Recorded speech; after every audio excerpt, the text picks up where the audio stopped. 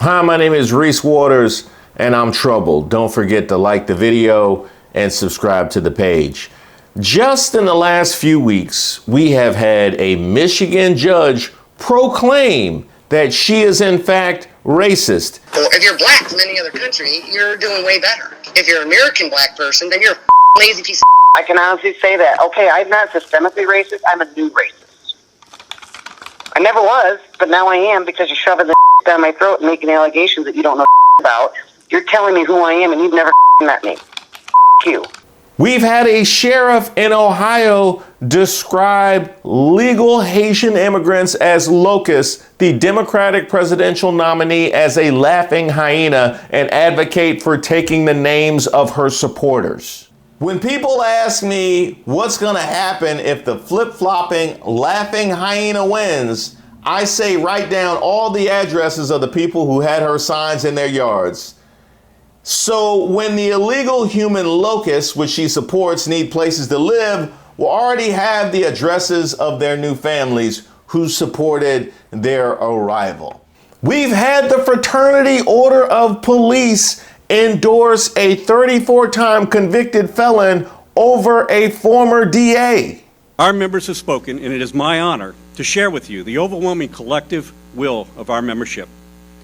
We are honored to have with us today the former and future President of the United States, Donald J. Trump, and offer him our enthusiastic endorsement. And those are just the stories that I could cover on this platform. I didn't even get to the NYPD attacking a man at a homeless shelter, a former NYPD officer running for office after she once handcuffed a baby.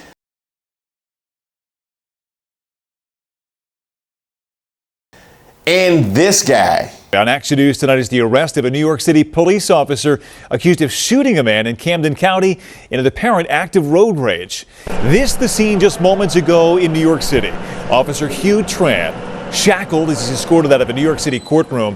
Tran was arrested yesterday while on duty at the NYPD. He's now charged with causing this crash in Voorhees back on May 17th after prosecutors say he fired at another driver on Route 73 using his police-issued gun. And that's just the NYPD. I can't imagine our criminal justice system has ever fallen this low. But it stands to reason when the Supreme Court is led by Clarence Thomas. According to all the reporting we have, Thomas has been given gifts, both disclosed and more significantly undisclosed, to the tune of $4 million over the past 20 years. At least that's how much we know about as of now, thanks to some real dogged reporting by outlets like ProPublica. You can see in this chart just how much he's been given. Can you see Thomas there? You see where he is on the chart? Oh, yeah, he's there on the left. He's the huge red bar, and that's in comparison to the other justices. Samuel Alito. That let that happen at his own home in one of the most fraught times in American history since the Civil War is just sad. And it shows how little respect he has for the institution. It shows how little respect he has for the law. It really does. It's disgusting. It's just disgusting. I think the question is, how many MAGA battle flags does a Supreme Court justice have to fly until the rest of the court takes it seriously? And John Roberts. So Brian Fallon, here's the problem. Again, we don't know what we don't know. So a lot of this is covering the public's perception of the court. But here's what we're not going to do, at least here. We're not going to cover any more Supreme Court justices who give speeches bemoaning the 7% of Americans who trust them when they continue to ignore and defy all the laws of gravity about what makes any institution untrustworthy. It is a lack of transparency. It is this ruse that you can somehow police yourself, investigate your own leaks. It is this idea that you are above the law, which is how they all act.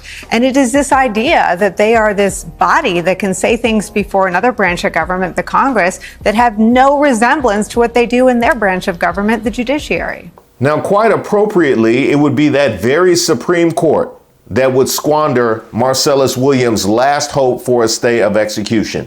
Just imagine looking at these men and asking them to do the right thing.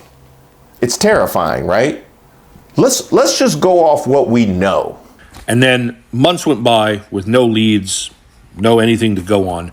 Her family put up $10,000 as a reward for information that led to a conviction. And not long after that, an inmate named Henry Cole and Williams' girlfriend, Laura Asaro, named Williams as the culprit. At the time of the conviction, Williams had just started serving a 20-year prison sentence for robbing a downtown St. Louis donut shop.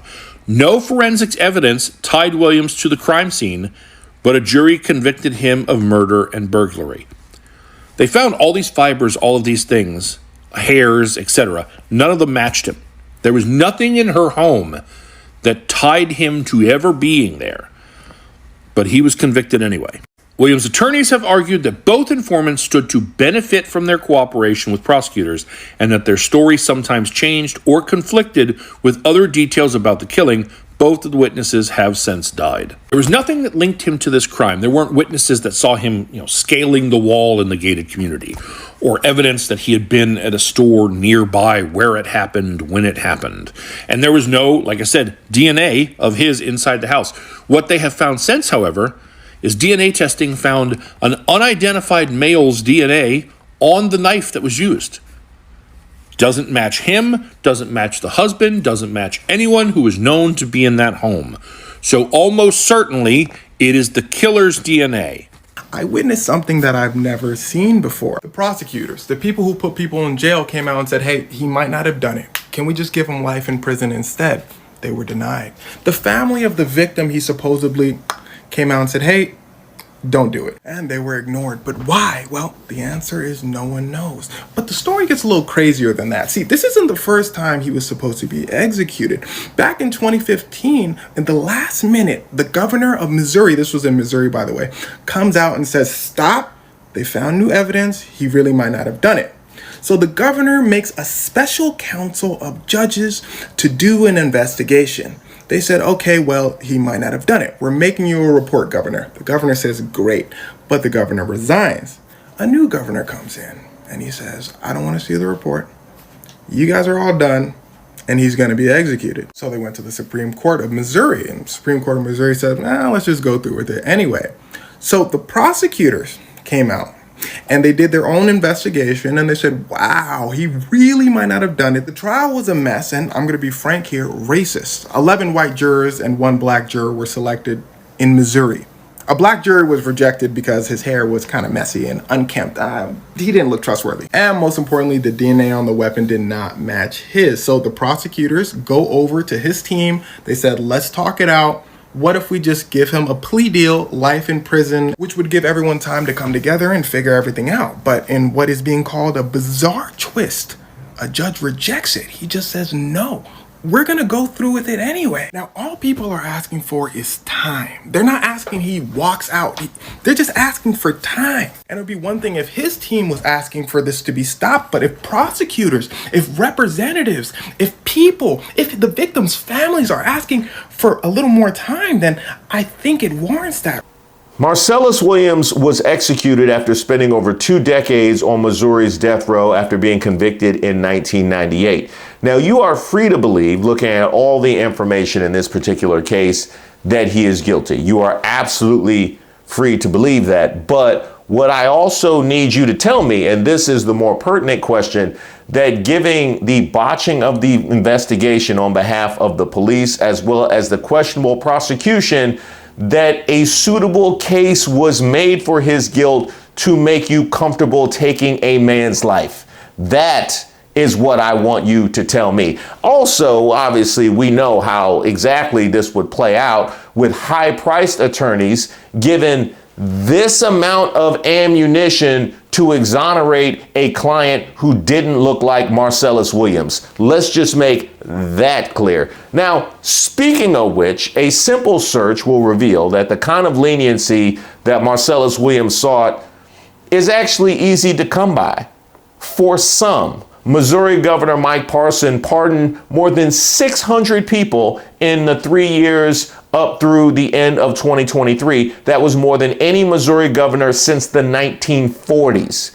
Those included Mike and Patricia McCluskey, who you might remember as the gun-waving St. Louis couple who pointed said weapons at social justice demonstrators.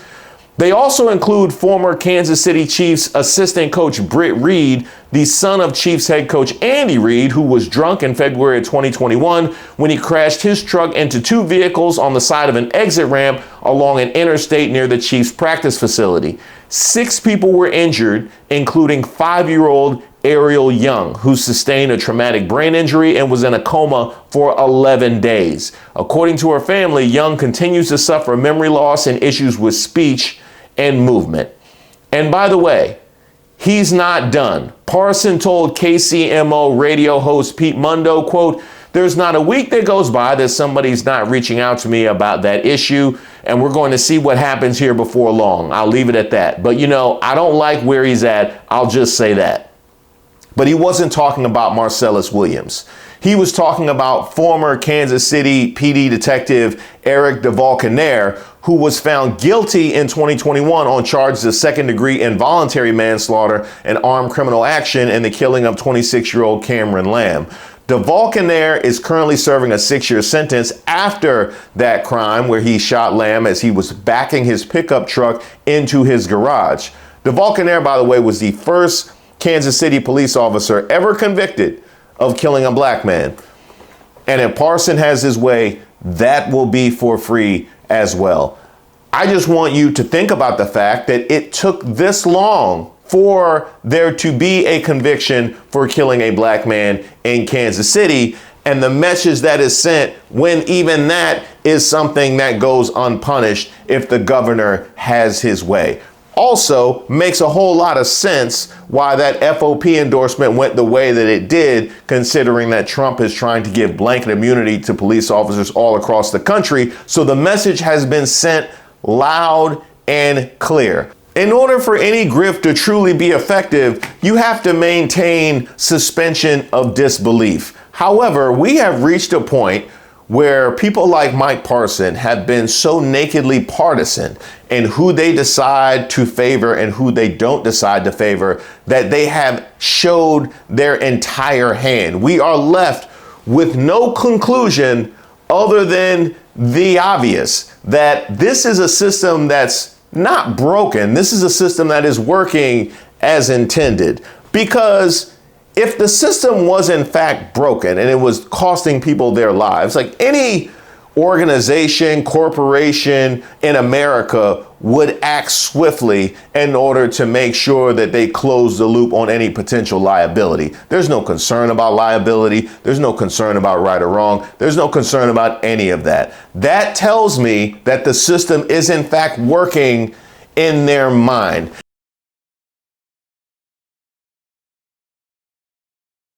When you make it about left and right, rich and poor, black and white, then it becomes no longer about wrong and right. You no longer have any moral hill to stand on, which means you can also no longer talk to me about law and order. That's done. Don't quote me crime statistics or a fabricated narrative of a crime wave by fill in the blank non-white people. You tainted that with your actions. You made yourselves untrustworthy. And by the way, if you don't believe me, just listen to your boy.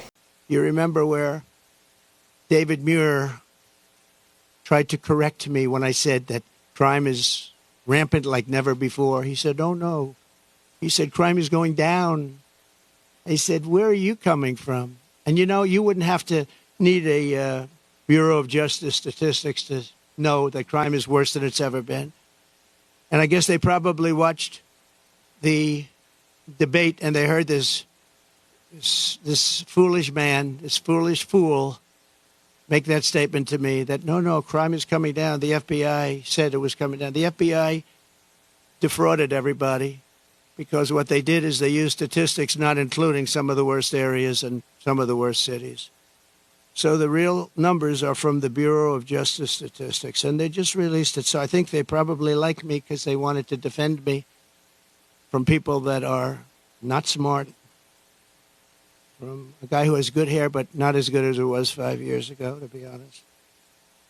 And they just released brand new numbers just out last night, late, showing that since 2020, so this guy, David Muir, was correcting me, the FBI. Now, the FBI defrauded just like they defrauded on the jobs, 118,000 jobs. Well, here's some statistics that aren't. What's painfully obvious is that Charlie Kirk isn't interested in understanding the statistics he so carelessly misquotes. He's interested in making bad faith arguments, something that becomes even more obvious in his next point. Blacks are 13% of the population and they commit 58% of all the murders. Wrong again, and loud this time. If Charlie were interested in honesty, he would have mentioned the other 1350 statistic. Yes, black people are about 13% of the population, but make up 53% of all criminal exonerations. In fact, black people make up 55% of all murder exonerations specifically. Black people are more likely than any other group in this country to be convicted of crimes they did not commit. And then people like you have the nerve to parade these stats around as though they prove something. The reality is that you probably know these stats, but you leave them out on purpose. Which brings me to my last point. In processing all of the information that I have just presented, we actually have people in this country, the talking heads at Fox News, OAN, and especially those black conservatives, that will look at all of this and still conclude that the real victim of a two-tier justice system is Donald Trump.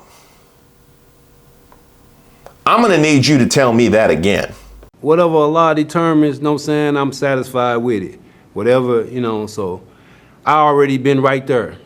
At that moment, and I, you know what I'm saying, there's nothing changed about it. I'm still, like I said before, I don't believe in the system, the criminal justice system. I don't believe in it, you know what I'm saying, to that degree. But I know that it can be used for good as well. So if good come out of it for me and for my family and for all those that's been supporting me, then all praise be to Allah. There's a little supplication that the Prophet Muhammad, peace and blessing be upon him, he used to say, "Oh Allah, if life is good for me, then give me life. If death is good for me, then give me death." You know what I'm saying? So that's how I feel. You know what I'm saying? I say the same supplication. So yeah, I'm at peace, of course. Thank you guys so much for watching the video, and I especially want to thank those of you that have been emailing me at reese@reesewaters.com. I do look at it, and I wanted to say I've taken a number of suggestions. Just in the past week, I think half the videos were suggested from emails that I received from you guys, so keep them coming. And just because I may not be able to respond doesn't mean that I don't see it, and it doesn't mean that it's not impactful, because the email and the feedback that I get from you guys shapes my perception of the people that are consuming my content. So it really does impact the direction that we take moving forward. So just because I may not respond to your email doesn't mean I don't appreciate it. So thank you guys very much. Of course, we have the website, reesewaters.com. There's some new merch on the website as well, so be on the lookout for that. And by the way, if you get some merch, if you get a shirt or hat or whatever the case may be, send me a photo of yourself with it. Maybe put in the title merch pick or something like that. I could think of a way better subject title. Those of you that have signed up for my newsletter, use the portal on my website. I appreciate you guys for doing that. There'll be a new newsletter that is going out shortly, and in it will be updates on channel membership. That's right, something that you guys have been mentioning to me for a long time. We're finally on the precipice of it, so you can get all the details and the membership. Again, you can sign up on my website or send me an email at reese@reesewaters.com. There is so much on the horizon, and I, for one, am extremely grateful that you're along with me on this ride.